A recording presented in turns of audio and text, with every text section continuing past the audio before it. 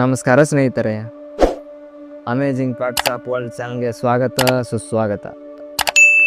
ಇಂದು ನಾವು ಯಾವ ದೇಶದ 10 ಅದ್ಭುತಗಳ ಬಗ್ಗೆ ತಿಳಿದುಕೊಳ್ಳುತ್ತಿದ್ದೇವೆಂದರೆ, ಆ ದೇಶದ ಪ್ರಧಾನಮಂತ್ರಿ ಅಧಿಕಾರವನ್ನು ಗಿಟ್ಟಿಸಿಕೊಳ್ಳಲು ಇಂಡಿಯಾ ಔಟ್ ಎಂದು ಕ್ಯಾಂಪೇನ್ ಮಾಡಿ ಅಧಿಕಾರಕ್ಕೆ ಬಂದವರು. ಆದರೆ ಅಧಿಕಾರಕ್ಕೆ ಬಂದ ಕೆಲವು ದಿನಗಳಲ್ಲಿ ಇಂಡಿಯಾದ ಪ್ರಾಮುಖ್ಯತೆಯನ್ನು ಅರ್ಥ ಮಾಡಿಕೊಂಡ ನೀವೇ ಬನ್ನಿ ಸ್ವಾಮಿ ಎಂದು ಗೋಗರದವರು. ಇಷ್ಟೆಲ್ಲ ಹೇಳಿದ ಮೇಲೆ ಆ ದೇಶ ಯಾವುದೆಂಬುದು ನಿಮಗೆ ತಿಳಿದಿರುತ್ತೆ. ಅದೇ ಮಾಲ್ಡೀವ್ಸ್. ಬನ್ನಿ ಸ್ನೇಹಿತರೆ, ಮಾಲ್ಡೀವ್ಸ್ ದೇಶದ 10 ಅದ್ಭುತಗಳನ್ನು ಇಂದು ನಾವು ತಿಳಿದುಕೊಳ್ಳೋಣ. Fact number 10. ವಿಶ್ವದ ಅತಿ ಕಡಿಮೆ ಎತ್ತರದ ದೇಶ. ಮಾಲ್ಡೀವ್ಸ್ ವಿಶ್ವದಲ್ಲೇ ಅತಿ ಕಡಿಮೆ ಎತ್ತರದ ದೇಶವಾಗಿದೆ.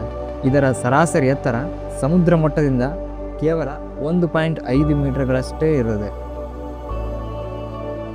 ಅತಿ ಎತ್ತರದ ನೈಸರ್ಗಿಕ ಬಿಂದು ಕೇವಲ 2.4 ಮೀಟರ್ಗಳಷ್ಟು ಮಾತ್ರ ಈ ದೇಶ ಹೊಂದಿದೆ.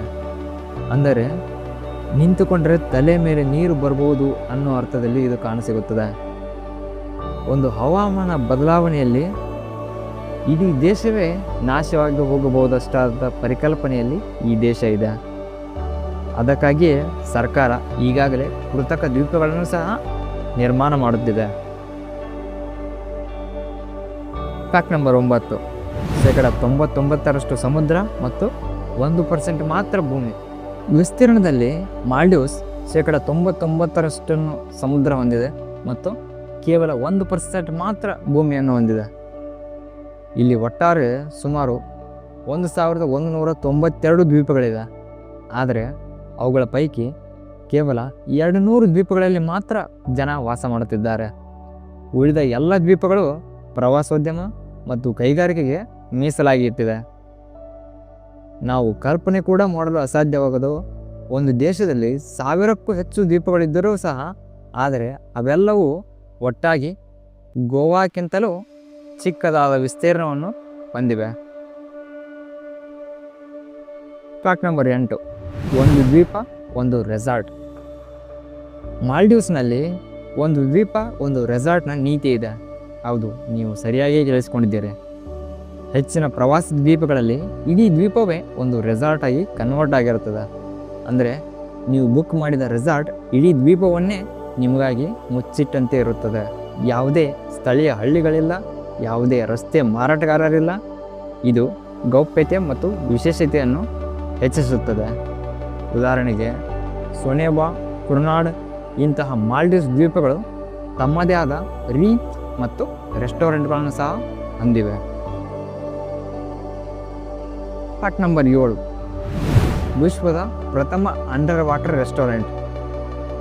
ಮಾಲ್ಡೀವ್ಸ್ನಲ್ಲಿ ವಿಶ್ವದ ಪ್ರಥಮ ಅಂಡರ್ ವಾಟರ್ ರೆಸ್ಟೋರೆಂಟ್ ಇದೆ. ಅದುವೇ ಇತಾ. ಸಮುದ್ರ ಮಟ್ಟಕ್ಕಿಂತ 5 ಮೀಟರ್ ಕೆಳಗೆ ಕುಳಿತು ನಾವು ಊಟ ಮಾಡುವ ಅನುಭವವನ್ನು ಇಲ್ಲಿ ಪಡೆಯಬಹುದು. ಮೇಲೆ ಮೀನುಗಳು, ಸ್ಟ್ರಿಂಗೆಗಳು, ಅಪರೂಪಕ್ಕೆ ಸಣ್ಣ ಶಾರ್ಕ್ಗಳು ಕೂಡ ನಮಗೆ ಕಾಣಸಿಗುತ್ತವೆ. ಅಷ್ಟೇ ಅಲ್ಲ, ಹೋಟೆಲ್ ಮುರುಕ್ಕಾನಲ್ಲಿ ನೀರೊಳಗೆ ಮಲಗುವ ಕೋಣೆಗಳು ಸಹ ಇವೆ. ನೀವು ಮಲಗಿರುವಾಗ ನಿಮ್ಮ ಮೇಲೆ ಸಮುದ್ರ ಮತ್ತು ಸಮುದ್ರದ ಜೀವಿಗಳು ಅಕ್ಷರಶಃ 2 ಪ್ರಪಂಚಗಳಲ್ಲಿ ನಿಮಗೆ ಒಮ್ಮೆಗೆ ಬದುಕಿದಂತೆ ಅನುಭವವನ್ನು ನೀಡುತ್ತವೆ. Fact number 6. ಒಂದೇ ಒಂದು ನದಿ ಅಥವಾ ಸರೋವರ ಕೂಡ ಇಲ್ಲ. ಮಾಲ್ಡೀವ್ಸ್ ಒಂದು ದ್ವೀಪ ರಾಷ್ಟ್ರ. ಮಾಲ್ಡೀವ್ಸ್ನಲ್ಲಿ ಒಂದೇ ಒಂದು ನದಿ ಅಥವಾ ಸರೋವರ ಇಲ್ಲ. ಹೌದು, ಇವರು ಸಿಹಿ ನೀರಿಗಾಗಿ ಅಲ್ಲಿ ಭೂಗರ್ಭದಲ್ಲಿಯೂ ಸಹ ಸಿಗೋದು ಕಷ್ಟವಾಗಿದೆ. ಹಾಗಾದರೆ ಕುಡಿಯೋ ನೀರು ಎಲ್ಲಿಂದ ಬರುತ್ತೆ ಅಂತ ಯೋಚನೆ ಮಾಡ್ತಿದ್ದೀರಾ? ಮಳೆ ನೀರು ಮತ್ತು ಸಮುದ್ರದ ನೀರಿನ ಸಂಸ್ಕರಣೆ ಮಾಡಿ ಇವರು ಸೇವನೆ ಮಾಡುತ್ತಾರೆ. ಪ್ರತಿ ರೆಸಾರ್ಟ್ನಲ್ಲೂ ತನ್ನದೇ ಆದ ಮಳೆ ನೀರಿನ ಸಂಸ್ಕರಣಾ ಘಟಕ ಅಥವಾ ಸಮುದ್ರ ನೀರಿನ ಸಂಸ್ಕರಣಾ ಘಟಕವನ್ನು ಇವರು ಹೊಂದಿರುತ್ತಾರೆ. ಸ್ಥಳೀಯರು ಮಳೆ ನೀರನ್ನು ದೊಡ್ಡ ಟ್ಯಾಂಕ್ಗಳಲ್ಲಿ ಶೇಖರಿಸಿಡುತ್ತಾರೆ. ಒಂದು ದ್ವೀಪ ರಾಷ್ಟ್ರದ ಈ ಬದುಕು ತುಂಬಾ ಕಷ್ಟಕರವಾದದ್ದು. Fact number 5. 100% ಇಸ್ಲಾಮಿಕ್ ದೇಶ. ಮಾಲ್ಡೀವ್ಸ್ 100% ಒಂದು ಇಸ್ಲಾಮಿಕ್ ದೇಶವಾಗಿದೆ. ಬಹಿರಂಗವಾಗಿ ಇತರ ಧರ್ಮಗಳ ಪ್ರದರ್ಶನ, ಬೈಬಲ್ ಅಥವಾ ಮೂರ್ತಿಗಳನ್ನು ತರಲು ಇಲ್ಲಿ ಅವಕಾಶವಿಲ್ಲ. ಪ್ರವಾಸಿಗರಿಗೆ ಮುಖ್ಯವಾಗಿ ರೆಸಾರ್ಟ್ನ ಹೊರಗೆ ಮದ್ಯ ನಿಷೇಧವಾಗಿದೆ. ಸಾರ್ವಜನಿಕ ಸ್ಥಳಗಳಲ್ಲಿ ಬಿಕಿನಿಯನ್ನು ಧರಿಸುವಂತಿಲ್ಲ. ರಂಜಾನ್ ಸಮಯದಲ್ಲಿ ಹೊರಗಡೆ ತಿನ್ನಲು ಅನುಮತಿ ಇಲ್ಲ. ಆದರೆ ಪ್ರವಾಸಿಗರಿಗಾಗಿ ಸ್ಥಳೀಯ ದ್ವೀಪಗಳಲ್ಲಿ ಪ್ರತ್ಯೇಕ ಮಾರ್ಗಸೂಚಿಗಳಿವೆ. ಮಾಲ್ಡೀವ್ಸ್ ಒಂದು ಸ್ವರ್ಗವೇ ಇರಬಹುದು, ಆದರೆ ಅವುಗಳ ನಿಯಮಗಳು ಸಹ ನಾವು ಪಾಲಿಸಲೇಬೇಕಾಗುತ್ತದೆ. ಫ್ಯಾಕ್ಟ್ ನಂಬರ್ 4, ನೀರಿನೊಳಗೆ ಕ್ಯಾಬಿನೆಟ್ ಸಭೆ. 2009ರಲ್ಲಿ ಮಾಲ್ಡೀವ್ಸ್ನ ಅಂದಿನ ರಾಷ್ಟ್ರಪತಿ ಮೊಹಮ್ಮದ್ ನಶೀದ್ ಅವರು ನೀರಿನೊಳಗೆ ಕ್ಯಾಬಿನೆಟ್ ಸಭೆಯನ್ನು ಆಯೋಜಿಸಿದ್ದರು. ಹೌದು, ನೀವು ಸರಿಯಾಗಿ ಕೇಳಿದ್ದೀರ, ನೀರಿನೊಳಗೆ ಕ್ಯಾಬಿನೆಟ್ ಸಭೆ. ಸ್ಕೂಬಾ ಗೇರ್ ಹಾಕಿಕೊಂಡು ಕೈ ಸನ್ನೆಯ ಮೂಲಕ ತೀರ್ಮಾನಕ್ಕೆ ಸಹಿ ಹಾಕಿದರು.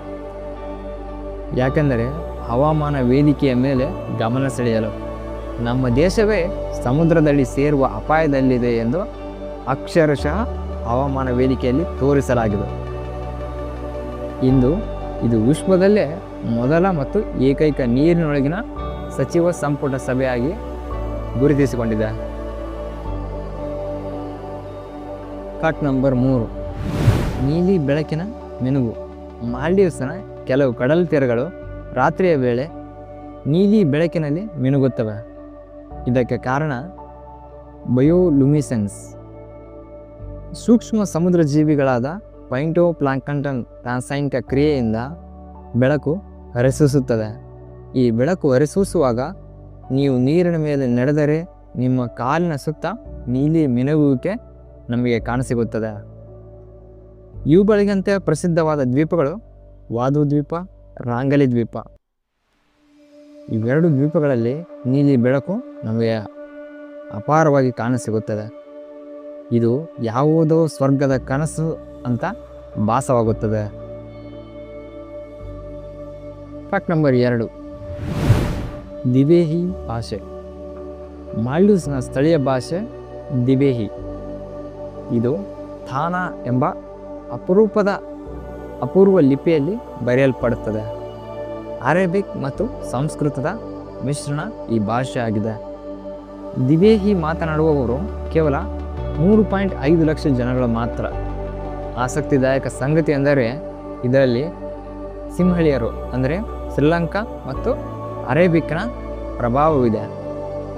ದಿಬೇಹಿ ಅಂದರೆ ದ್ವೀಪವಾಸಿಗಳ ಭಾಷೆ ಎಂದರ್ಥವನ್ನು ಕೋರುತ್ತದೆ. ಬಹಳ ಸಣ್ಣ ಜನಸಂಖ್ಯೆಯ ಹೊರತಾಗಿಯೂ ತನ್ನದೇ ಆದ ಲಿಪಿ ಮತ್ತು ಸಾಹಿತ್ಯವನ್ನು ಈ ಭಾಷೆ ಉಳಿಸಿಕೊಂಡು ಬಂದಿದೆ. ಫ್ಯಾಕ್ಟ್ ನಂಬರ್ 1, ಏಕಾಧಿಪತ್ಯದಿಂದ ಪ್ರಜಾಪ್ರಭುತ್ವದ ಕಡೆಗೆ. ಮಾಲ್ಡೀವ್ಸ್ 30 ವರ್ಷಗಳ ಕಾಲ ಏಕಾಧಿಪತ್ಯದ ಸೆಲೆಯಲ್ಲಿತ್ತು. ನಂತರ 2008ರಲ್ಲಿ ಪ್ರಜಾಪ್ರಭುತ್ವಕ್ಕೆ ಪಾದಾರ್ಪಣೆ ಮಾಡಿತು. ಹಿಂದೆ ಮೌಮೂನ್ ಅಬ್ದುಲ್ ಗಯೂಮ್ ಎಂಬಾತರು 1978ರಿಂದ 2008ರವರೆಗೆ ಆಳಿದರು. ಆತನ ವಿರುದ್ಧ ಪ್ರತಿಭಟನೆ, ಬಂಧನ, ಸೆನ್ಸಾರ್ಶಿಪ್ ಎಲ್ಲವೂ ಆಯಿತು. ಆದರೆ 2008ರಲ್ಲಿ ಮೊಹಮ್ಮದ್ ನಶೀದ್ ಅವರು ಗೆದ್ದು ಮೊದಲ ಪ್ರಜಾಪ್ರಭುತ್ವದ ಚುನಾವಣೆ ನಡೆಸಿದರು. ಈ ಹೋರಾಟ ಇಂದಿಗೂ ಅಲ್ಲಿನ ರಾಜಕೀಯವನ್ನು ರೂಪಿಸುತ್ತದೆ.